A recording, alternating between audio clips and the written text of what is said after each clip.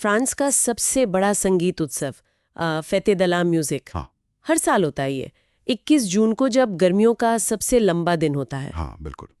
पूरे पेरिस में, बल्कि पूरे फ्रांस में ही सड़कों पर, चौराहों पर, हर जगह बस संगीत ही संगीत, जश्न का माहौल। लेकिन इसी जश्न के माहौल के बीच ना एक बड़ी अजीब और सच कहूं तो डराने वाली खबर आई। हाँ बड़े पैमाने पर सिरिंज अटैक्स हुए। हाँ, ये खबर वाकई परेशान करने वाली है।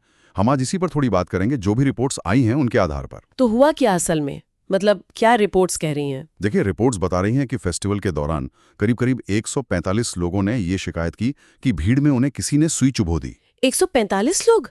ये तो बहुत बड़ा नंबर है। हाँ, बहुत बड़ा। उन्हें अचानक से बस एक चुभन महसूस हुई, फिर दर्द, थोड़ी बेचैनी, कुछ लोगों की तो तबीयत भी बिगड़ने लगी। सिर्फ चुभन और दर्द ही नहीं, मतलब उस माहौल में एकदम से डर बैठ गया होगा। उस सुरक्षा की भावना पर एक तरह का हमला है। और जैसा अक्सर होता है, ये सिर्फ राजधानी मतलब पेरिस तक ही सीमित नहीं था, है ना? नहीं नहीं, बिल्कुल नहीं। पेरिस में तो मामले थे ही। वहां तो एक 15 साल की लड़की और एक 18 साल का लड़का भी शिकार बने। लेकिन खबरें फ्रांस के दूसरे शहरों से भी आ रही थीं, जैसे टूर्स, रूएं, एवरेक्स, इन जगहों से भी। अच्छा। खासतौर पे टूर्स का जिक्र करना जरूरी है। वहां करीब 13 महिलाओं ने सिरिंज हमले की शिकायत दर्ज कराई। 13 महिलाएं सिर्फ टूर्स में? ये पैटर्न कुछ अजीब नहीं है कि ज्यादातर महिलाएं निशाना बन रही हैं? हाँ, ये पैटर्न वाकई ध्यान देने वाला है।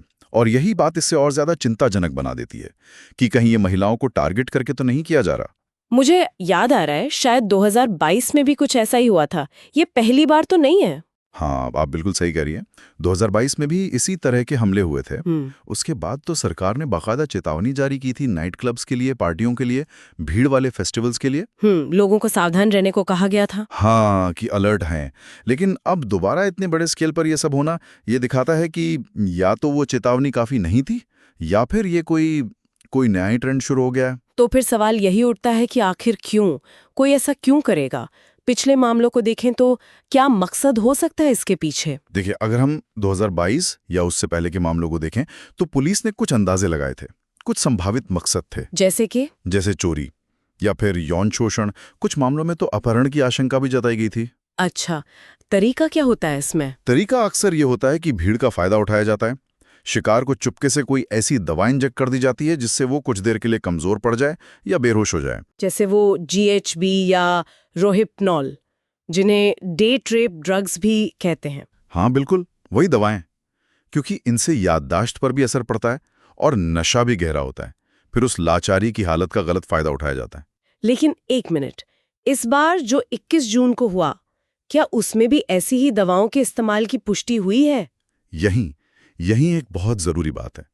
इस बार की जो घटनाएं हैं उनमें अधिकारियों ने अब तक, मतलब अभी तक, इस बात की पुष्टि नहीं की है कि इंजेक्शन में कोई नशीली दवा थी भी या नहीं। ओह, तो मतलब हो सकता है दवा हो ही ना? हाँ, ये भी मुमकिन है। हो सकता है मकसद सिर्फ डर फैलाना हो, दहशत पैदा करना हो, या कुछ और ही हो। अभी पक्का नहीं है। तो फिर कैसे पता चलेगा? कुछ पीड़ितों के टॉक्सिकोलॉजी टेस्ट किए गए हैं, मतलब जहरीले पदार्थों की जांच, लेकिन उनके नतीजे आने अभी बाकी हैं। तो फिलहाल हम दावे से नहीं कह सकते कि मकसद क्या था। अच्छा, तो अभी स्थिति थोड़ी धुंधली है। पुलिस क्या कर रही है? कोई एक्शन लिया गया है? गिरफ्तारियां हुई हैं? हाँ, पुलिस काफी एक्टिव है इस मामले में। देश के अलग अलग हिस्सों से अब तक करीब 12 संदिग्धों को गिरफ्तार किया जा चुका है। 12 लोग? अच्छा। हाँ, खासतौर पर अंगुलेम शहर में 4 संदिग्ध पकड़े गए हैं। उन पर शक है कि वो करीब 50 हमलों में शामिल थे। 50? बाप रे। और मेट शहर में भी 2 लोग गिरफ्तार हुए हैं। वहां एक नाबालिग को निशाना बनाया गया था।